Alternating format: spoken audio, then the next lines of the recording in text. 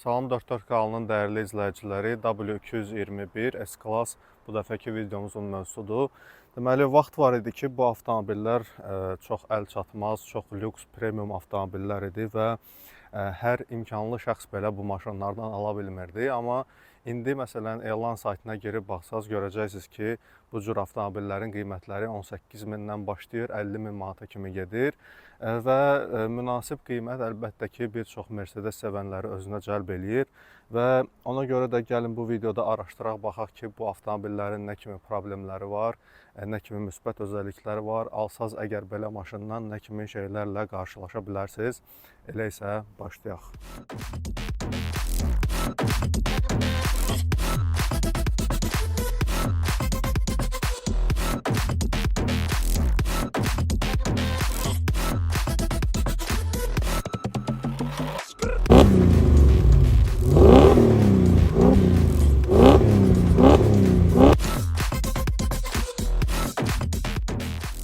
Qeyd etdiyim kimi bu maşın S-Class W221-dir, yəni S-Classların 5-ci nəslidir və bu maşınlar 2005-ci ildən 2013-cü ilə kimi istehsal olunublar.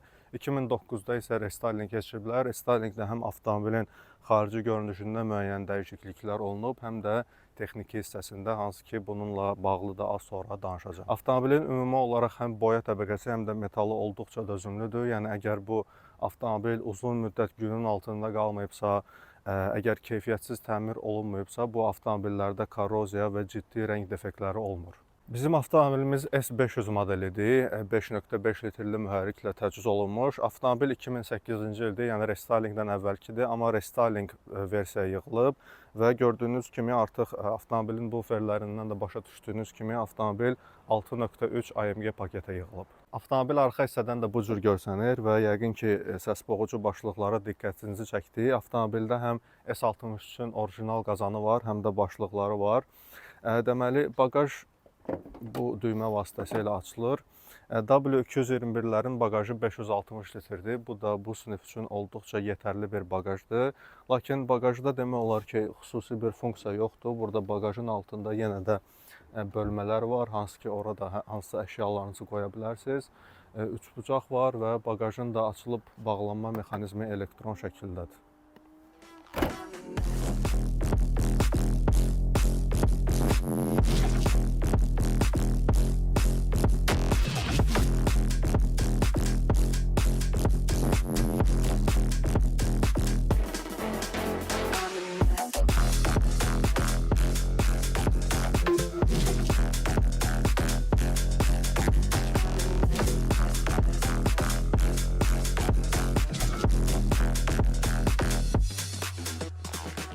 İndiyə kimi oturduğum ən rahat oturacaqlar bu avtomobildədir. Həqiqətən də elə sanki divanda oturmusan da, yəni bahalı bir divanda oturmusan, elə bir hissiyat var.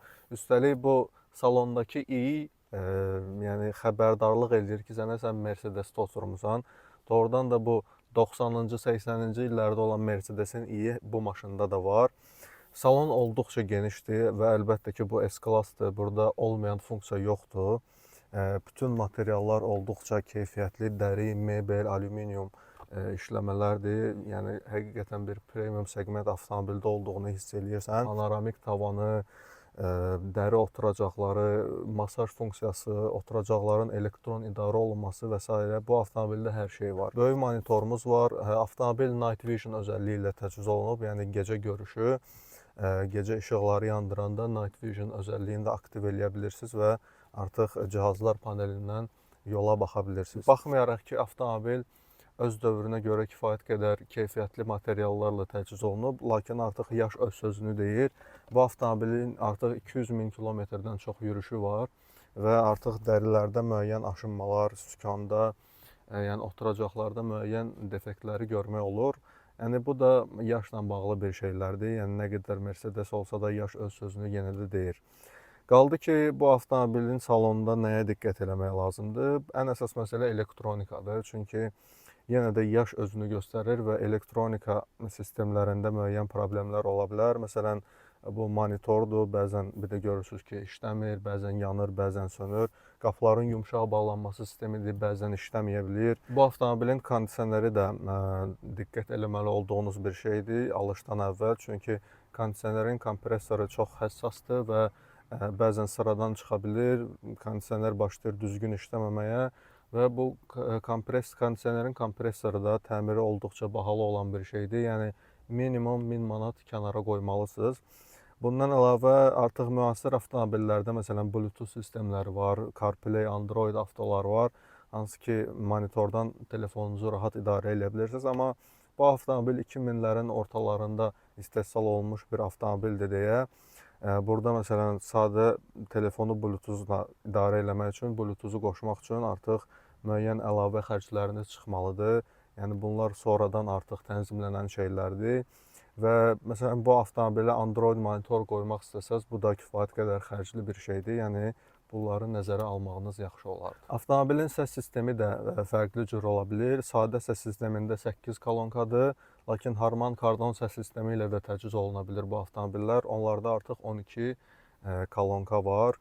Yəni əlbəttə ki, Harman Kardonun səs effekti daha yaxşı olacaq. Deməli, bizim avtomobilimiz long versiyadır. Yəni bizim avtomobilimiz standart qısa bazadan 13 sm daha uzundur və bu avtomobillərin ona görə də həm arxa qapıları daha uzundur standart versiyaya görə, həm də artıq burada daha çox diz məsafəsi var və artıq videoda da gördüyünüz kimi yəqin ki diz və baş məsafəsindən danışmağıma ehtiyac yoxdur.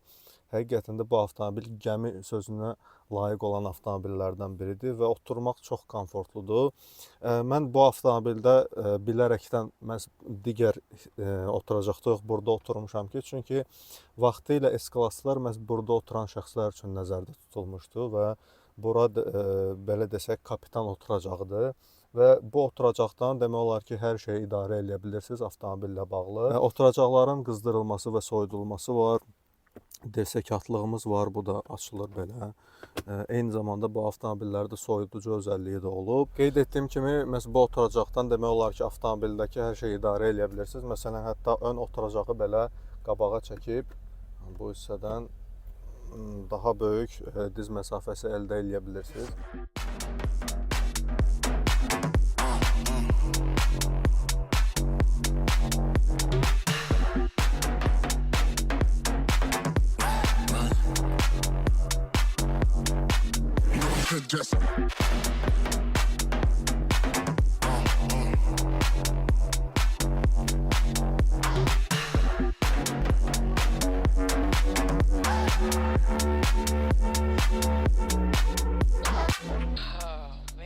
W221-in kapotunun altında çoxlu mühərriklər var. Burada V6 da var, V8 də, V12 də, benzin də, dizel də var.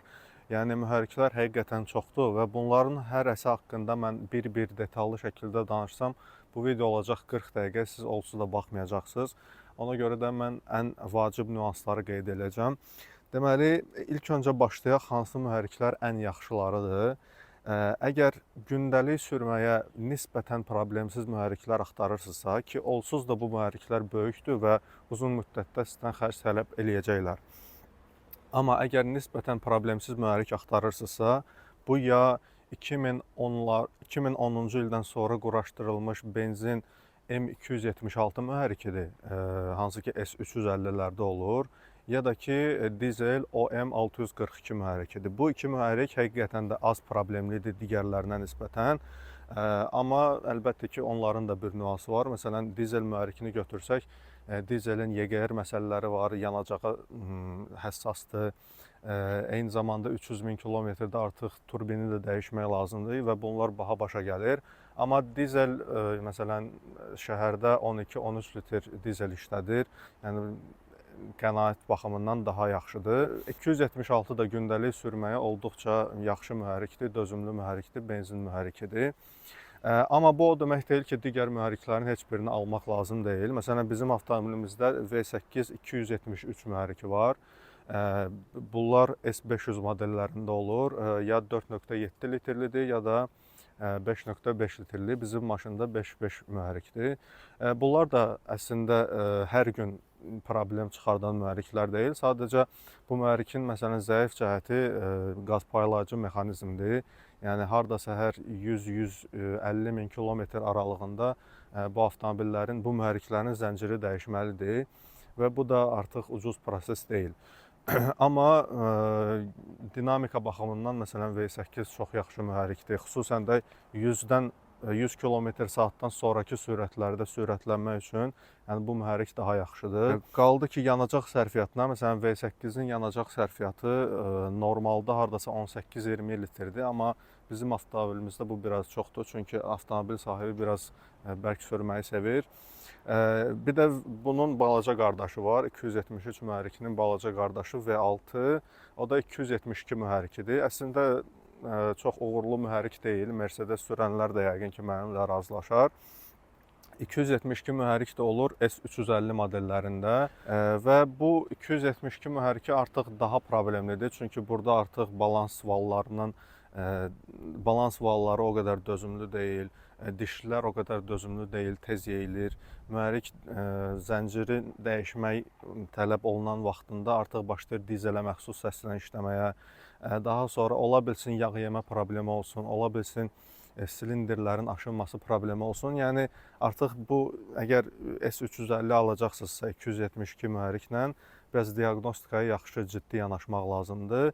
Amma yenə də qeyd edirəm, 272 mühərrik isə hər gün problem çıxartmayacaq, amma bir dəfə bu dediyim şeyləri düzəltmək üçün sizə xeyli miqdar pul lazım olacaq. Hardasa 4000-5000 manatdan gedir söhbət. Amma yenə də o xərci bir dəfə çəkərsiniz, sonra yenə də sürməyə davam eləyərsiniz.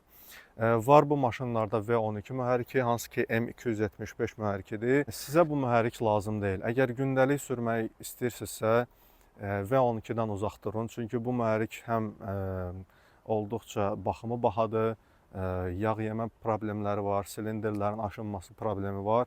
Yəni əgər kolleksiya yığmaq üçün 221 axtarmırsınızsa, V12 sizə lazım deyil. Yəni də qeyd edirəm, alırsınızsa 276 OM 642 3 litrli dizel.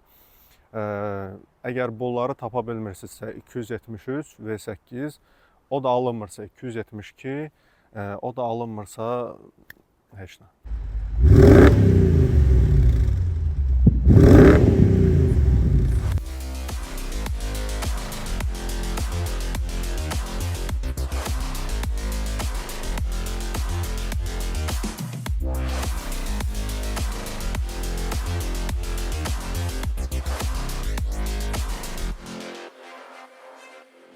Maşında oturasan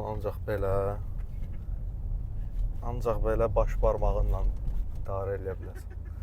Sükan çox yumşaqdır, yəni sadəcə bir barmaqla döndərə bilirsən.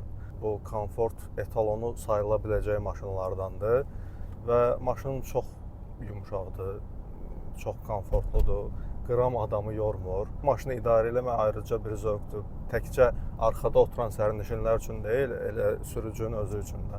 Əlbəttə ki, bu komfortun arxasında askı sistemi dayanır və bu avtomobillərdə yalnız pnevmatik askı sistemi olur. Yəni W221-lər yaylı askı sistemi ilə gəlməyiblər. Deməli, avtomobildə həm ön oxda, həm də arxa oxda çoxlinqli askı sistemidir və pnevma ilə birləşəndə olduqca bir komfortlu eləyir bu avtomobili. Amma bu pnevmatik askı sistemi əlbəttə ki, özünə xərc tələb eləyir. Yəni demək olar ki, hər 100 min kilometrdən bir bu pnevmanın elementləri başlayır özünə xərc eləməyə. Pnevmada ayaqlarıdır, balonlardır, kompresorun özüdür ən belə xərcli hissə və bunlar da əlbəttə ki, qiymətdə kifayət qədər bahalı şeylərdir. Yəni əgər S-Class sürürsünüzsə, belə şeylərdən nəzərə almaq lazımdır ki, bunlar təmir tələb eləyən şeylərdir və pnevmatik askı sistemi sıradan çıxanda avtomobil tam yerə oturur və sürülməz vəziyyətə gəlir. Yəqin ki, videolarda, şəkillərdə çox belə 221-lər görmüsünüz. Avtomobilimizdə 2 qat şüşələr var qapılarda və bu da avtomobilin kifayət qədər yaxşı səs izolyasiyasını təmin edir. Maşının səs izolyasiyası olduqca yüksək səviyyədədir. Bu da sürüşə ayrıca bir zövq qatan şeylərdən biridir. Və baxmayaraq ki, avtomobil komforta yönəlik bir avtomobildir.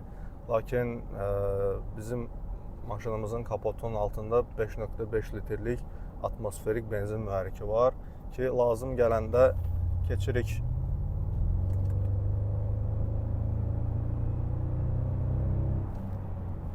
İstədiyimiz kimi sürət yığırıq, heç bir problemsiz.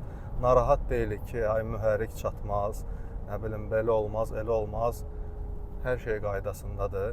Əlbəttə ki, atmosfer mühərrik olduğundan, həm də bu avtomobil ağır olduğundan yerindən biraz ləng götürür. Yəni BMW kimi təkanla keçirtmir sürətləri. Amma bu Mercedes-ə məxsus olaraq bu daha hamar sürətlənir, daha belə samballı sürətlənir bu avtomobil. Amma istədilən halda yenə də həmişə ehtiyatımız var ki, əlavə də sürətlənə bilək. Bu avtomobillərdə iki cür sürətlər qutsa ola bilir. İkisi də avtomatikdir. Bu ya 7G Tronic-dir, ya da Speed Shift-dir, 5 pilləli. 7G Tronic isə 7 pilləlidir. Deməli, əksər 221-lər məhz bu 7 pilləli 7G Tronic-lə təchiz olunurlar. Hansı ki, bu qutular əslində yeni çıxanda o qədər uğurlu sürətlər qutusu deyildi və tez-tez soyutma sistemi ilə bağlı, elektron idarə etmə sistemi ilə bağlı problemlər yaşanırdı. Amma çətin ki, artıq bu maşınlar sizə çatanda bu problemləri yaşayasınız. Çünki böyük ehtimalla artıq sizdən əvvəlki sahibləri bunları həll eləmiş olacaqlar ki, siz yenə də diaqnostika elətdirin. Qaldı ki, Speed Shift-də bu 5 pilləli avtomatik sürətlər qutusu dözümlülük baxımından daha yaxşı sayılır. Amma təəssüf ki, onlar yalnız S600-lərdə və AMG versiyalarda olur.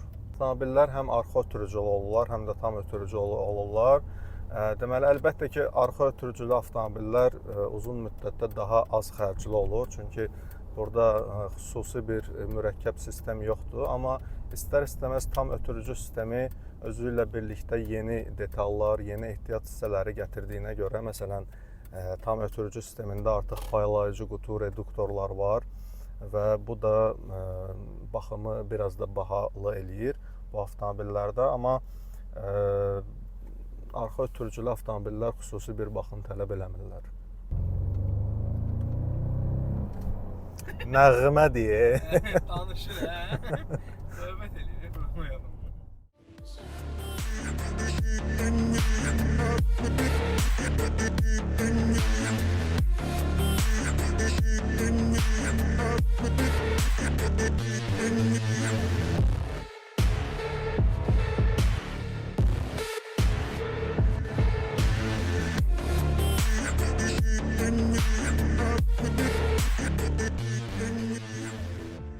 Bir söz var ki, deyir, mən nə qədər qoca olsam da dəyərəm 1000 cavana. Doğrudan da S-Class nə qədər köhnə avtomobil olsa da öz sambalını, öz statusunu qoruyan avtomobildir və ona görə də hələ də bu avtomobilləri almaq istəyirlər. Amma unutmayın ki, avtomobili təkcə almaqla iş bitmir, onu eyni zamanda saxlaya bilmək də lazımdır. Bu qədər dəyərli izləyicilər, kanala və sosial media hesablarımıza abunə olmağı unutmayın. Gələn videolarda görüşənə dək sağ olun.